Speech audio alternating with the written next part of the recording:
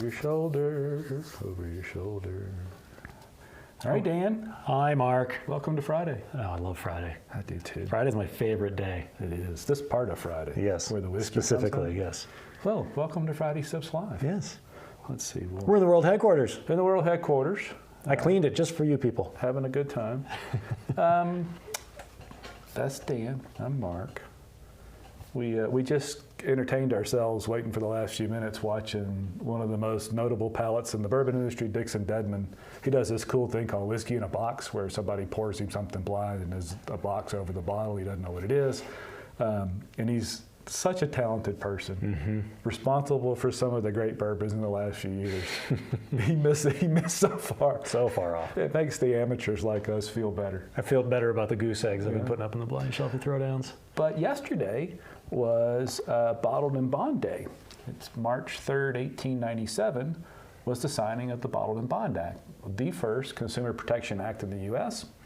And this one happened to be aimed at making whiskey more reliable for us whiskey drinking folk. And good old Colonel Taylor. You're on the wrong camera. I am on the wrong camera. Oh, man. Sorry. Off your game today. Yeah, well, we didn't drink enough before we started. So there's all our Bottled in Bond whiskeys. This one, good old Colonel Taylor was heavily involved in the legislation. That wasn't the first shot at it. They had tried a year or two before, I think, to pass something. But it passed, and I'm sure everybody that might pay attention to this knows about Bottled in Bond, but just in case, Bottled in Bond whiskey has to be the product of one distiller in one distilling season. There are 2 distilling seasons a year. It has to be bottled at exactly 100 proof. It's got to be at least 4 years old. It has to be aged in a federally bonded warehouse.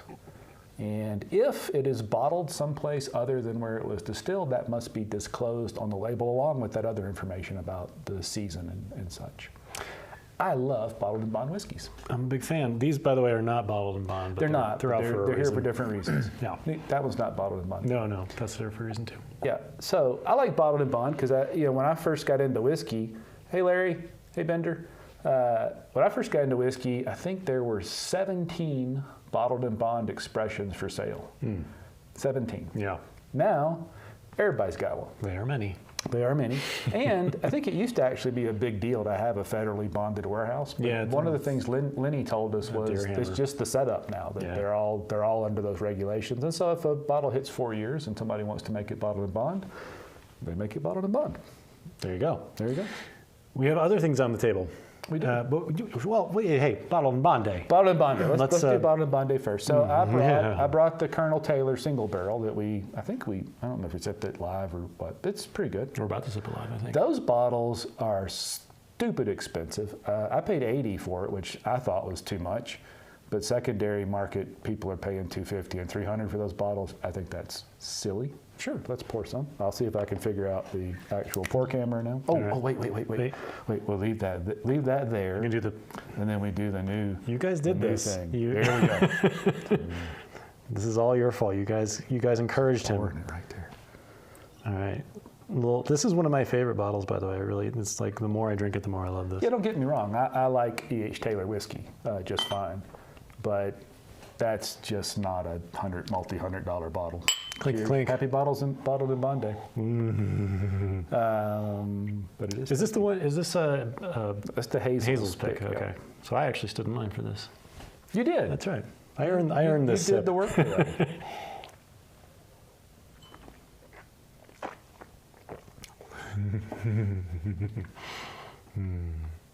I like that. Fruity today. That's so good. It is like blackcurrant, kind of like. It's good. He's wrong. You're clearly wrong. You're Dixon Dedman wrong. And now we're going to start throwing shade on the guy that actually makes a little bit of it. Yeah, good on us. Listen, Dixon Dedman, Dan in his garage has opinions. Larry finished off a New Riff Bottled in Bond. We've had a New Riff bottle. We like those. I liked the New Riff and a stuff. Woodinville Bottled in Bond Weeder last night. The New Riff stuff, the bourbon is really good. The rye was a little disappointing, if I remember correctly, because I had a bottle of both. But the bourbon was really surprisingly good. Yeah. Wilderness Trail. Oh, see, okay. We were just talking about Wilderness Trail. I have a bottle here. It was given to me as a gift. We just thought it was okay. What do you think, Larry? I mean, what did you think of it? Because it is good, but of all the things we've heard, I mean, it was supposed to be amazing. Yeah. I did not find it amazing. Yeah. I mean, it's been open for a while. We could try it again, but If we got to plow through a lot here. we're not going to be here all Well, day. and it's worth doing it because so this is what we tasted last week, the barrel Batch 17, Yeah. which was in a different bottle at the time. And Mark gave me half, and so, and I was kind of like lukewarm on this one because this was the combination of Tennessee, Indiana, and Kentucky whiskeys, and I was lukewarm on it when we opened it, but I had this last night, and it is really good. So, bottles open up. I mean, They do, know. yeah. Maybe that Wilderness Trail is worth another When's sip. the last time you had a sip of it? When we opened it. Oh, goodness, that's been a while. Yeah. Well, we may have to suffer a little bit. So, a little Colonel Taylor. Yeah. That's good. I like that. It's okay. All right, well, I'll take it. See, that's how I inherit bottles. What do you not like about it? What's not blowing? There's nothing I don't like about it. I think it's a tasty whiskey. I just don't. It just doesn't scream $80 to me. That's fair. I mean, let me start the pitch this way. Dan, Yeah. I've got a whiskey for you. It's an $80 bottle. It's bourbon. It's bottled in bond. It is not age dated. Right. It's probably 4 or 5 or 6 years old. How you feel about $80? I'd say it's much. It's a bit much. But the other thing here is that we go through this all the time. Mark, you were buying bottles when they were a lot cheaper. I've sort of always existed in the realm of bottles that are selling for more than what you used to buy. You think I'm colored by I used to buy a small batch for $35 and those for $55? I think so. Could be A little bit. Because I mean, knowing what it is and how it tastes and that I like it, I mean, $80 hurts for sure, but it's a good whiskey, and I wouldn't be sad to have paid $80 and then open it and it tastes like this. Is that better than Eagle Rare 10? I think so. Yeah. Really? Yeah. Eagle Rare 10 to me is a good, that's how I feel about Eagle Rare. It's like it's okay. There hasn't been a bottle of Eagle Rare that's just really blown me away, but it's good. And when I see it, I buy it. I do think this has reinforced my thinking that, and this was from a long time ago, I actually would rarely buy the single barrel E.H. Taylors because the small batches, I never really could taste much of a difference, and they were a lot less expensive. And they still are. They still, well, if you can find them. They still are. Yeah. Good. What's next? We've opened the door to Bottled and Bond Day celebration. So why don't we open a bottle? There you go. We've been on a Dickel craze lately, so we can talk about that. Dickel Bib. I have not had one of these since the very first ones. I had a couple of those. Okay. But since then I have not. They got hard to find for a while. They did. They're back though. Yeah, around here they've just started to pop up everywhere. This one was distilled spring of 2007, aged 13 years. Now, and I paid $49 for this bottle. Probably $49.99, so why don't I just say $50? I've seen it cheaper lately. I haven't. I mean, I think that's what I paid for it. Because I saw it for $43 recently, but not much cheaper than that. It's still money. Maybe I'm wrong with that. You can check your text. I texted you and asked you if you wanted one when I bought this one, and you said no. That seems like a lot of work. I don't think I'm going to do that. Well, I should put this over here. If you want some, you should. I do. I very much do. Thank you. Lovely. Well, that smells good. It's probably not the best thing to do since I have to drive home. I wouldn't go to the office that way. Why, officer, control yourself. Yeah. I mean, you could show up here like that anytime. But.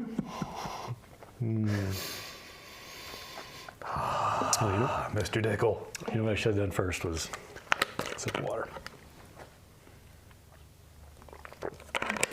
Because the Dickel Funk hits you a little differently. We learned that recently. Yeah. Yes, we did. Cleanse thy palate. Yes. Don't mess with the Dickel Funk.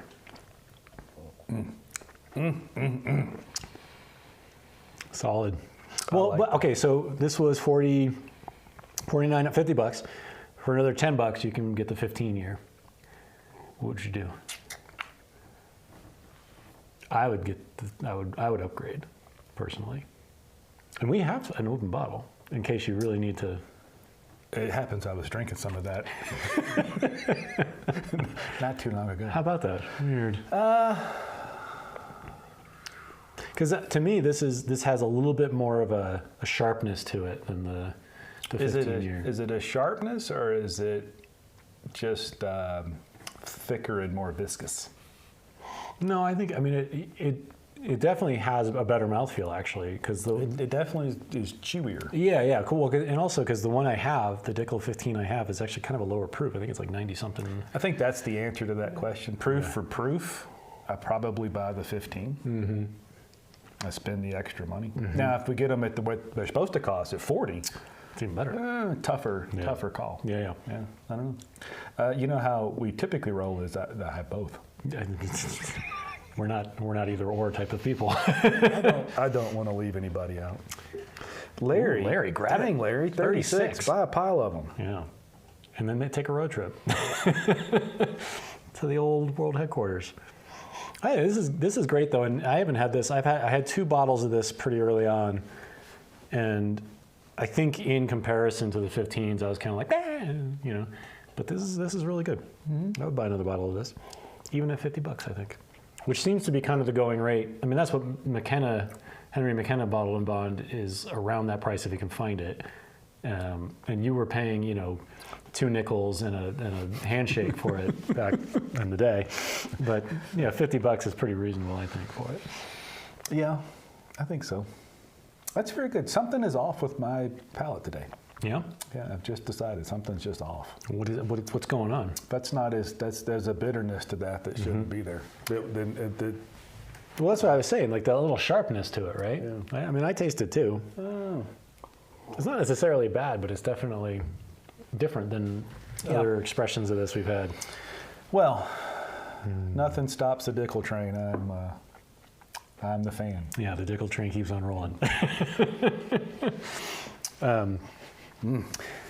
This is good. Man, this is the last bottle I have of this. Don't worry about that, Dan. You don't have to open that. No. Just because I just bring everything and pile it open doesn't mean you do. And look, I get it. It's that should be easy to find for $40 everywhere. It is not. I paid, and here's the reason I hesitate. It's not necessarily just because it's the last one and it's hard to find, but I paid $30 for it.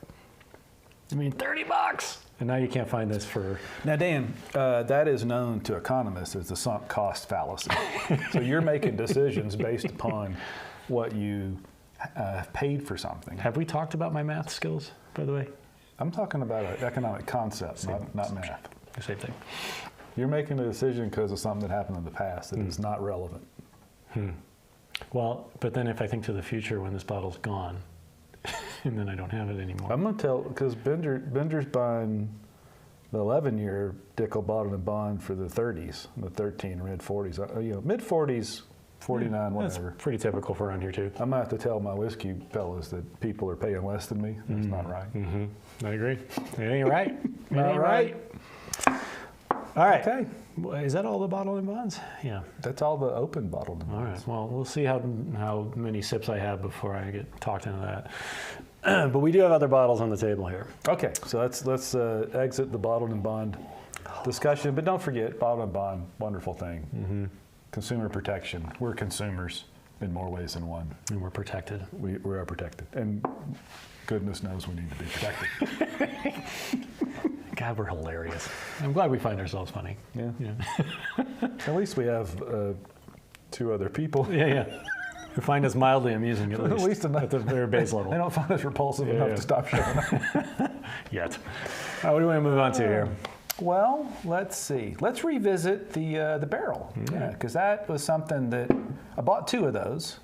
I liked the first one just fine. Mm-hmm. Every other barrel we've had was more in the mind-blowing range. And so I was not really in any hurry to open that one. Yeah. And I forget why we decided. Oh, it was the source versus the source idea. We opened it. I liked it. You liked it okay. But both of us, I returned to that last night. Same here. You'd had a sip, and wow, it's a lot better than it was when we first opened it. Well, and also in context, because we've talked a lot about tasting in context, right? Like going to the bar is different than sitting here versus. And last night I had it open, and I was playing guitar, and I was just kind of hanging out, and boy, it was all I drank last night. I wasn't sipping from 9 different bottles. And similarly, last night I was sitting on a friend's deck for our Thursday night men's group, support group, whatever you call that thing we do, where we have our space to say our stuff. It tasted delicious.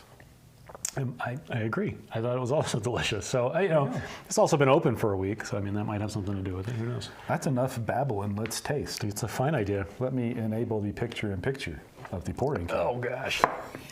Am I pouring this time? Did I pour last time? No, okay. Just as long as the whiskey gets in my glass, There you I go. don't care who pours it. All right. I will note that I'm finishing mine before you, which typically indicates I've been shorted whiskey. Excuse me. I've just been talking a lot because I talk too much. It doesn't mean that I drink fast. Look at it. That is almost. I actually have a little less. Okay, here, watch. We got to. Go, go, go, go. You don't want me to start Dan pouring. You'll never go home. All right, there we go. I will say that your idea for using smaller glasses worked. Yes. I believe we drink considerably less whiskey on Friday Sips live with these tiny glasses. We were out of control. Baby Glens or whatever they call those things. Yeah. Well, cheers. Cheers. Barrel. Wait. Before I sip. Cleanse thy palate. Cleanse thy palate. We need T-shirts. Cleanse thy palate. All right. Now I'm ready to sip. We also have, finally, we have a swag cup. It's just my my old coffee cup, in case we need to pour out some swag. Nice nose. Larry's throwing shade. They're being practical Wow. by shopping and paying the best price. True. Well, they are. It just happens to be that way. Larry. Larry. That's delicious. That's the winner of the three we've tasted. That's the winner in my head. Which pains me a bit because it's got MGP whiskey in it. It does. I will say this. This has a better mouthfeel than this. This has more flavors going on. Maybe. Do you least I think. remember, did you write the proof on your blue tape of that? Yeah, 112.5. That does not drink 112. No, not at all. Yeah, It's smooth. It definitely drinks more in the 100 range. Yeah, no, I mean, they're both phenomenal, but yeah, Please don't say smooth. I know.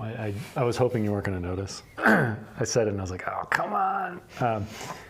No, I think the mouthfeel on this is a little bit less. I think this has a little bit more of a little chewiness, as you said. But that is tasty. It is. It is. I still struggle with the cost. It's a good example. The cost of that barrel bottle, which I think retail was $100, just happenstance bought two for I think $70 or $75 a piece, versus if you're Bender $36 or Larry $36. Lucky guys. Whatever Bender's paying for it in the mid 30s versus that. I saw this for $85 yesterday. So I mean, well, not that one, not batch 17. That's been No. for years. Yeah.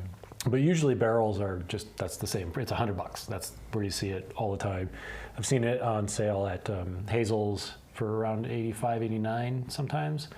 But this is the first time I've seen it at $85 anywhere except for Hazel's. So I don't know, but that's good. That's good. I do think if part of the reason to enjoy that barrel is the Dickel influence, I'd just as soon go to the source and either buy the 15-year, those 9-year hand select.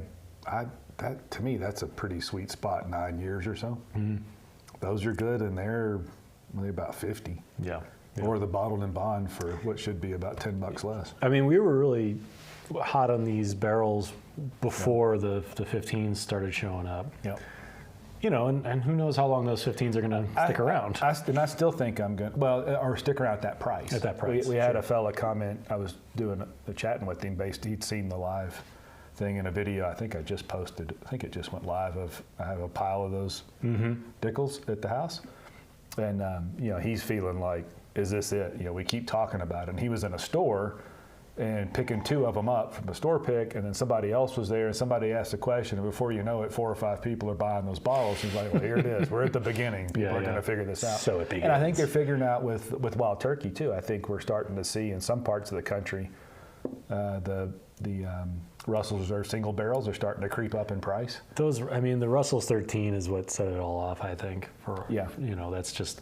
And that bottle is... It's phenomenal. It is just glorious. But can't we just have like a phenomenal bottle that's like easy to find? And well, look, if that one gets run up, fine. But it's going to bleed down. Just like, at some point, until Anthony Bourdain said, this is the best bourbon I've ever had, and Pappy became unattainable, there were bottles of Pappy 15 and 20 just sitting on shelves. And now we've trickled all the way down to where it's hard to find a Weller Special Reserve. Mm-hmm. I hope that doesn't happen to Wild Turkey whiskey, but it certainly I think it's bound to happen. It deserves it. Sure, but at some point, it's like, what do I got to be a millionaire to drink whiskey now? Like, come on. Like even at this. Some point, I look pretty smart having 120-something bottle. I don't even know how many. It's probably too many. It's probably more than that. Just enough. No, but even in this, this is a great whiskey, but it's not like I'm going to go hunting whiskey. Well, and the thing is, remember how that happened? Yeah. There was a 6-year-old bottled and bond, Kentucky release only, $13 bottle of whiskey. Heaven Hill discontinued that. Everybody cried, but got over it. And then a year later, 7 years. A year later, 3 times the price. Yeah. In a different bottle. And it is very good. But I'm not going to go stand in line for it. I'm not going to go hunting for it. If this is the last bottle of it I ever have, okay. Yeah. It was great. I've had 5, I think, bottles of this, and they were all great. Yep. But I'm just not going to stand in a line in the snow to get one. And look, my connection to McKenna. Mm-hmm. That's what my dad drank. I have a deep psychological connection to that whiskey, even though he never would have known what a 10-year-old bottled and bond whiskey was. I stopped buying them when they touched 50. I was out, and I've got 8 or 9 of them left. My average price is probably $30 or $35, and when I drink the last one, I drank the last one. Larry, I think it was the green label. Green label, yes, it was. Yeah, the 6-year was the green label. So anyway, like I said, I just don't see why we're hunting for whiskeys that are good but not blah. Yeah, well, that gets back to our issue with MGP. It's not like MGP doesn't make good whiskey. Right. It just doesn't, in my mind, it doesn't make the whiskey at the price level it has begun to command. Sure. I don't understand. And look, when I drink an MGP whiskey that blows my mind, I will be the first one to say it. I'll buy it.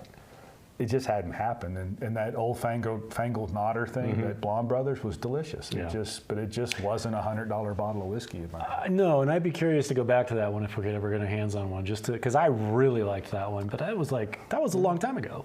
It was, and I'm not going to get my hands on one because I'm not paying. No. Those bottles bring $400. That's crazy. That's crazy. I'm not doing That's that. crazy. Yeah. Like that Sagamore, the rye that we tasted last week is good.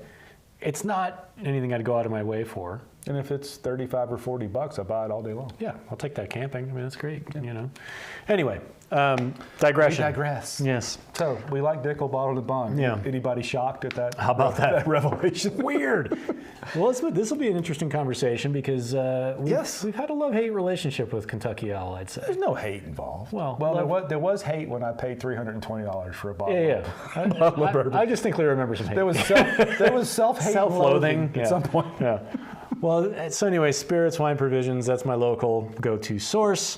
The old clinky glasses here. I'm part of their monthly bourbon club, I guess you could say. We get their store picks. We get, first pick on nicer bottles that are hard to get. This one showed up. This is Kentuckial, the Wise Man bourbon. And the name The Wise Man is actually a riff off of, I guess, the original label, which said The Wise Man's Bourbon. And so this is a little different. So this is 90, it's pretty low proof. It's like 90.8. 90.8, yeah. And remember, too, when you say the original, you're talking about the 1800s. The way back. Yeah, that family, their DSP numbers probably. Yeah, it's old. Because it's a revival, like was it Dixon Dedman, right? Like he's the one that kind of revived that. But anyway, so this one has a combination of contract whiskey and sourced. I don't know. Why don't they have their DSP number? Anyway, it's like 20 or something. It's a really low distiller number. But anyway, so this has, what was it, 4-year, 5.5-year, and 8.5-year whiskeys in here. And the 4-year is the contract stuff from Bardstown. They contract through Bardstown. And then the other stuff just says sourced from Kentucky.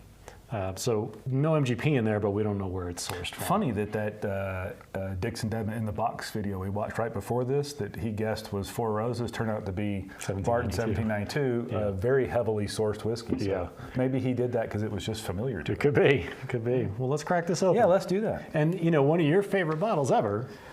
Still, there's a rye, but Kentuckial Batch 1 rye, which I bought 2 bottles of that in, I don't remember, 2019? Look at that cork. That's cool. Oh, printed and everything. Yeah, that's really neat. I don't know if you can see that. I don't know. You know, whatever. Here, hang on. Trust me, it's cool. Clear. Can you see that? Yeah. Is it blurry? That's pretty cool cork. That fuzzy stuff on the cork's not dirt. It says Kentuckial. All right. But yeah, I bought those 2 bottles of Kentuckial rye. Immediately opened one. Absolutely floored and blown away at how good that whiskey was. It remained in my mind my favorite bottle of whiskey of any description ever until I opened that Russell's 13. I still have a bottle of that whiskey at the house. The Russells or the Kentucky Kentuckial. Oh, really? I do. All right. And I think we should open it since I've now, that bottle has been put on a pedestal, and you know how I hate that. Yeah. It now has become a special bottle, which is nonsense. But since I found something I like better, we should open it. All right. Nose is really light. Very light. Like a melon, like a cassava melon or a I don't know what that is. cantaloupe or something. Cantaloupe, I know what that is. I don't think I've ever smelled a whiskey and thought, ooh, cantaloupe. Yeah. That's like melon. Yeah, it is a melony, like melon and caramel. Once you get it really, I got a big schnoz here. Get that right in there. And then I get the nose. And it's like caramel and melon.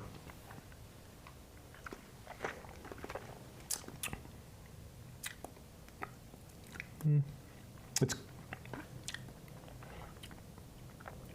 You don't like it? I'm trying.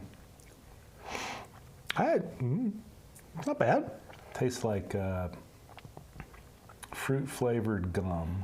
Yeah. That's been rolled around in a little, like, finely ground char.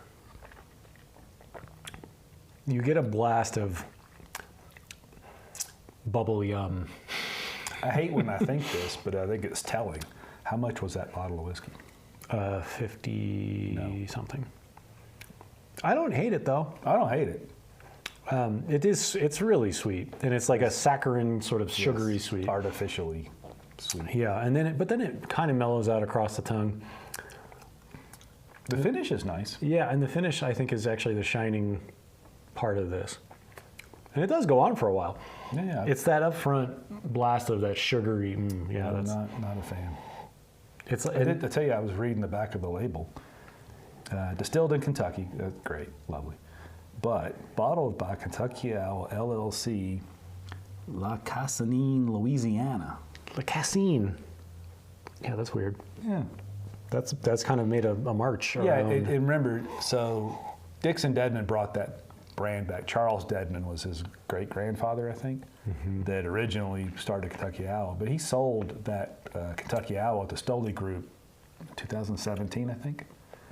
So I guess they could be based wherever it's convenient for them to be based. But it's funny that the company's in Louisiana. I tell you, I don't like that sweetness right up front, but I think the rest of it is pretty good.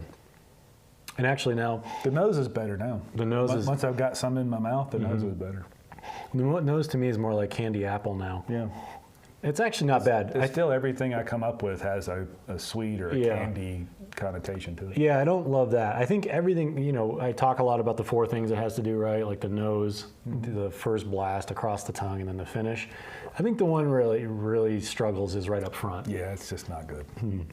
But it really does taste like a piece of bubble gum that somebody just mushed around in some char. Yeah, but once you get past that, I feel like I don't want to have to get past it. And if I do, I don't want to have paid $50 to get past it. No, I don't want to pay $50. I wouldn't buy this again. That is a $25 bottle. Yes. At best. Absolutely. Actually, not even that, because what's our baseline? Wild Turkey 101. That is nowhere close to being as good as Wild Turkey 101. I'm going to get the 101. Oh, comparison. Yep. Comparison coming. We're doing it. Because, I think that's a service leaving. Now I know how to get us to drink some Wild Turkey. All I got to do is go, well, you know what our baseline is. I'm going to have to get some more of this. I'm going to have to get a big bottle of this. I don't love the saccharin taste of it up front. Actually, you know what? Let's use the cup for the first time. I don't have much left, but I really don't want to drink it. There you go. We're going to have to have another camera. the swag camera. Go ahead and pour yourself some. I gotta finish this because I'm not hating this. We both struggle with Finnish whiskeys, and I feel like there's a little bit of a similar element here. Yes. But I don't hate this. I don't like that upfront blast of sugary saccharin but sweetness. Here's the thing: in a world of choice, Dan. Yeah, I wouldn't go out of my way for it. Why would we have anything that we don't love? I wouldn't go out of my way for it. I wouldn't buy it again, especially at $50. But if somebody poured me especially when there's Wild Turkey rolling around. If somebody poured me this, though, I wouldn't be I wouldn't sad. bother me. In fact, I'll bet you if you were an ice kind of guy, I bet if you poured that over some ice, it'd be a lovely pour. We should try that. But I do hate where I drink something and the first thing I think is, ooh, what's that cost? I don't want to go there. Yeah, I mean, again, this was a store. I think this was a store pick, or was it? No, it was just a hard to find kind of deal. It's okay. It's okay. I would say solid. Okay, overpriced. I think you're paying a little bit for the Kentuckial name. Oh, hell yeah. That's why they paid $150 million or whatever the hell they paid for the brand. And it's funny because you see Kentuckial everywhere now, which, you used to be able to. Well, no kidding. Stoli Group is building a $150 million Kentuckial park. Like theme park, yeah.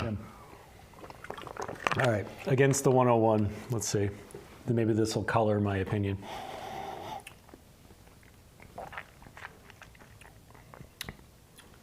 Yeah, that's still way better. That's way better, but the gap's not as wide as I thought. So I think my $22 to $25. If this is $20, $25, I give it a try. I roll that around. It's a little different. I don't think this is that bad. I don't think that's that bad either. I just don't think relative to $50 what I could is too buy much. for $22. I'm not paying $50 for. Yeah, 50 is too much for that. Because remember, Wild Turkey 101, typically 6, 7, and 8 year old bourbon in there. So it doesn't have anything in. Part of that's 6 months older than that. Right. I don't love it. I don't hate it. I think this is sort of a whiskey that is a whiskey. Those a lot of whiskey people do the like bottle, bar, or bust. I call that a bar. I might buy a pour of that if it's on the shelf and there's nothing else fun. I'd buy a pour, but I'm not buying a bottle of that. Nah. And it's not a bust. I'd say that's fair. And I think too that one of the things it does have going for it is that it is interesting enough to spark a conversation. I mean, some whiskeys are just like blah. It is not blah. It does have character. Absolutely. Yeah. So I would say that. And the part of that that's contract distilled, I think it's worth drawing a distinction between plain old sourced whiskey and contract distilling. What Bardstown Bourbon does is actually really cool. Last time I knew, there were 40 or 45 different mash bills they are distilling for their different customers in their contract distilling program. To me, that I almost hate to even draw any distinction of it because it's basically they're distilling their whiskey at somebody else's place. Right. That's different than you roll into MGP and you look at the list and go, I'll have that. Give me that. Yeah. And there's different recipes, but you can't call that contract distilling. Yeah. Give me the McWhiskey nuggets. Exactly. Yeah. I do think $50 is too much for that, but I'd say it's okay and it's worth a try. Unless you like Wild Turkey and then just buy. Yeah, just buy Wild Turkey. It is different. If you want different. I'm curious if it'll mellow out with that sweetness up front. Well, that's we see over and over again. The bottle, and they almost never get worse. Yeah, they almost always, if they have a noticeable change, it's to the better. Yeah, which is a wonderful thing. But they certainly change, and I don't know how much of that is just air getting on it and a little bit of oxidation. I don't know if it's. Let me tell you what it's definitely not. When a whiskey geek tells you that the neck pour is different, that's the most ridiculous thing I've ever heard in my life. That's dumb. That the whiskey that happens to be at the neck of the first part that comes out somehow tastes different because it's just ridiculous. Don't believe any of that nonsense. Well, we've tasted everything except this. That's not true. What else did we not taste? We tasted this, but not on camera. Oh, not on camera. And you know how it is. Like my wife, the nurse, says, if you didn't chart it, you didn't do it. If we didn't taste it on camera, we didn't taste it. So I didn't open the bottle of this a long time ago. This was sent to me by a friend, and it's his dad was the distiller of this. It's Canadian, up in Vancouver Island. Divine Spirits, Ancient Grains, quarter cask, 90 proof. It's a craft distilled product, and when I opened it, and it's interesting because it's distilled with organic BC barley, spelt, emmer, Khorasan, and einkorn, which a lot of that stuff I had never heard before. Einkorn is still the most fun. Einkorn. And when I opened it, I said, okay, it's young, but it's a good young whiskey. Yeah. And we just had a sip before we started because,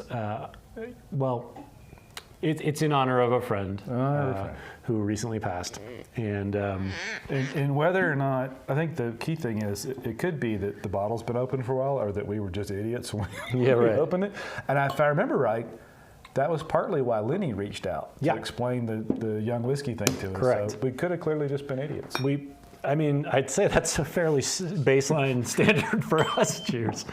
But we are drinking to a good friend who has passed on. And we sipped this before the show started, and it was surprisingly good and super sweet. Very sweet. And that nose, it smells even sweeter now. What do we think after running through that gamut? Yeah, we'll be interested to compare it to this because the sweet is different.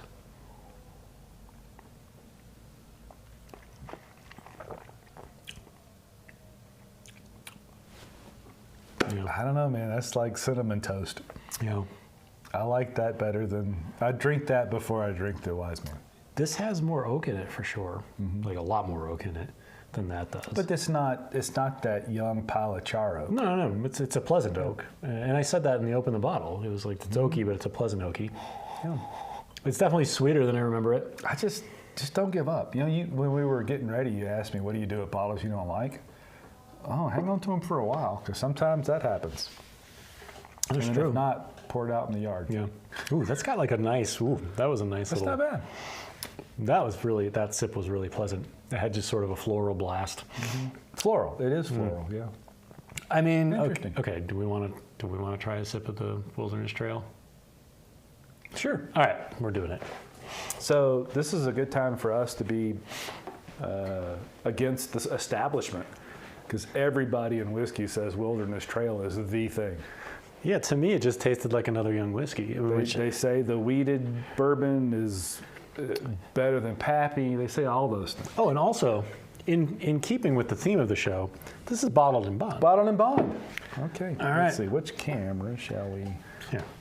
Blammo. I'm gonna go full frame. Ooh, full frame, full frontal frame. What if I get crazy and do full frame and picture-in-picture of the same camera? That just makes me want to have a seizure. All right, so what do we got here? So bottled in bond in Kentucky straight whiskey, bourbon whiskey. Let's see what we got here. Made from locally sourced grains. You got to give them props for the label. They take advantage of the whole. They do. It is a cool bottle. Give them that. It's a great bottle. 100 hits the bottle at 110 proof, copper pot distilled. I'm just shocked. Non-chill filtered. At how good that is. I mean, it's not. You know, in the grand scheme of things, it's not going to blow you. But that is so good compared to what I thought it was before. I agree. A couple things as you were turning that around. I'm going to keep it there. Okay. So sweet mash. Most American whiskey today is sour mash, which means they take some of the spent grain from... Do you need a dump? No. Very good. Okay. They take some of that spent grain of a previous batch and use it to start the next batch. The idea back before we had decent sanitation was that helped with sanitation. It also helps with consistency.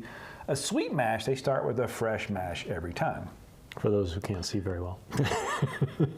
Moving close a little. Just move close. And then if you turn the bottle again, non-chill filtered. We know what we think about that. Yeah. This bottle should have all sorts of things going for it. And maybe it will. Well, when we opened it, it didn't. It did not. No. I hate to pour this out, but just in the interest of not being ridiculously not sober, I'm going to have to do that. All right. Look here. We're not drunk. We're just not sober. We're just not sober. Not sober. So it smells good, right? The bottle smells good. Let's see. I'm gonna let you pour your own this time because I'm gonna want to spill in your camera. And it's a hard bottle. These square It bottles. is kind of hard to pour. The square bottles with the big lip, that just is a combination that's just tough to pour. Yeah, that's just destined to fall on your pants, which I believe it did. Yeah. All right. Okay, so let's. Okay, so the nose, I think, okay, right off the bat, the nose is super oaky. Oops. That's a Dan pour. I do hang out with you. That's true. So this is not age stated. No. So we know it's at least 4 years old because it's bottle and bond. And over 4 for Kentucky straight means they don't have to put an age on it. I mean, it's just blast of oak, yeah? Or are you getting something else? I'm getting laundry detergent. Laundry? Are you sure you're not smelling my lovely shirt smell? I can smell your cologne, but I've become accustomed to that already. If I may be, as this is what Mark did earlier, just a little bit of this, a little bit of that. Don't go to work like that. That is not a pleasant nose to me. It's just oaky. It's just a lot of oak, as far as I can tell. No, not to me. I don't get the laundry detergent. And there is something chemically about it.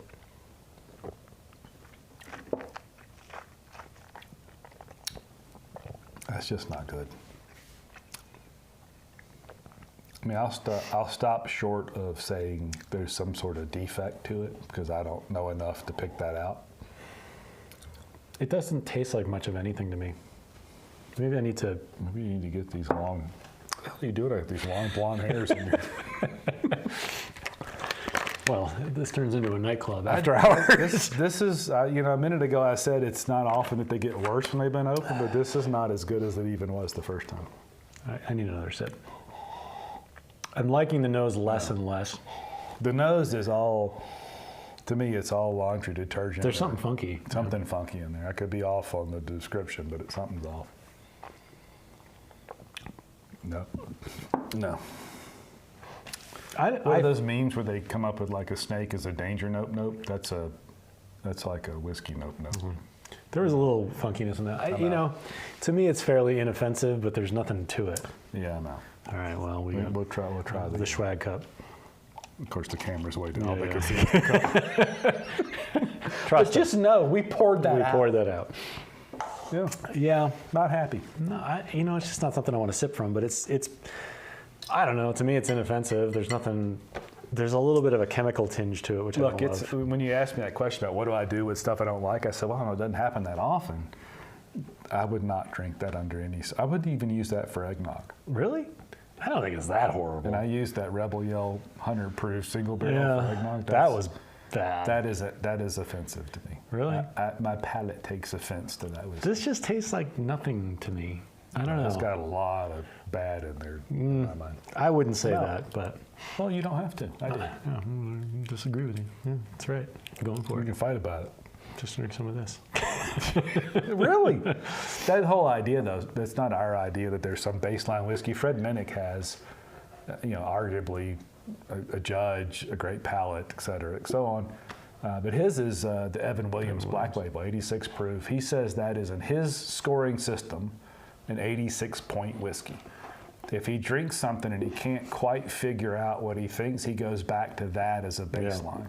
And well, if it can't be better than Evan Williams Black Label, then it can't be better than 86 proof. Well, which is, it's just actually a pretty interesting question. Larry and Bender and Angus, if you're still on, what's your base level whiskey? Like, what is it? Yeah. What do you have to beat for a whiskey to be good? Like, or better than good? Or do you even think of it like that? Yeah, it's worth thinking about. I mean, what's your go-to, I guess? I mean, as I keep piling whiskey up, in 2 years, 2019, or 2020, 2021, I tracked my whiskey spending. 2020, because I put myself on a $1,000 budget for the year. 2021, because I wanted to see how big an idiot I was if I didn't have a budget. Big. And that really opens your eyes to what are you spending money on. And if a whiskey can't be better than something I can buy in a plastic bottle, holy crap, why am I paying for it at all? I'm kind of at the point where I'm not super interested in buying just for the sake of buying. No. Like, this was okay, but I don't really want to have spent $50 on Elijah Craig Small Batch. That's a good one. That's a good baseline. Funny thing, Bender, I finished one of those. It was a store pick this week, and a friend of mine that I went to visit in October had the last bottle version. Remember they had a different. It was a more ornate bottle. I don't know, 6 or 7 years ago. Mm-hmm. And I had a bunch of those back then. He had one that we had opened together maybe 5 years ago, and had just been sitting for all those years with 2 pours out of it. And I had some there, and oh my goodness, it was so good. Yeah. And I'm drinking this store pick this week going, it's really good. Yeah. It's not even close. Yeah. Larry's on Wild Turkey train. Good. Wild Turkey 101. Or Knob Creek 9. Or Yeah, Knob Creek 9. Knob 9's a good one too. Yeah. If you can't beat Knob 9 that we can buy for $28. Right. Yeah. What are you doing? Yeah. And that makes me feel a little bad given what's in my cabinet. I'm glad I didn't pay for this one. This was a gift. I wouldn't buy it. No. This I'm okay with, but I wish I hadn't paid $50 or $53. I think we'll come back to that and see what time does to that one. Yeah. Time did no favors to the Wilderness Trail. Yeah, I'm not wild about that one. All right, well, Dan, you have just a few more moments that bottle stays sealed or not. No pressure. What do we do, guys? No pressure. Well, okay, no pressure. Right. He's hesitating. I don't want to pressure my friend to open that bottle. I think we will open this. I don't know if now, after we've had like 12 glasses, it's like the time to do it. Maybe this is our bottle for next week. Could be. We'll let that lie. Should we open this next week? Y'all have to have something Heaven Hill. That's the deal next week. Bender missed out on the old 12-year. I'm a little confused now because I have this thing going about Heaven Hill produced bourbon. Around 10 years is the max. I just don't like the EC barrel proofs. At 12 years, they're bitter. I've got an Elijah Craig 18 that we opened it out in Dan's yard, did a little video, thought it was great then, but over time I'm like, you know what, it's just bitter. And I think that's why they proofed that down to 90. An 18-year-old Heaven Hill whiskey barrel proof. That's actually one of the few bottles we liked less. We liked less as it was open. So all right, this could be next week. Next week, bring a Heaven Hill product with you. Yeah, Heaven Hill. We're going to Heaven Hill next week. I'll bring a Henry McKenna. All right, not the crappy brown label crap that Dan does not like. That was awful. Kentucky's finest table whiskey. Oh. That was bad. I'll bring a 10-year bottle and bond. All right, deal. Heaven Hill whiskey next week. Thanks you guys for watching. It's been lovely. It means so much to us that you pay any attention to us at all. Even if you just log in and walk away. Yeah. We appreciate it. Playing in the background, it's fine. All right. So this is not good. We ended without any whiskey. Well, we got some, don't worry. We got to have a little. Well, or do you want something else? No, just that. All right, this is good. A little splash of that. We've got to have a little splash. We can't clink glasses without them. That's inauthentic. All right. I got to get into a bottle of this. Yeah. All right. All right. Clink. Cheers. Bye, everybody.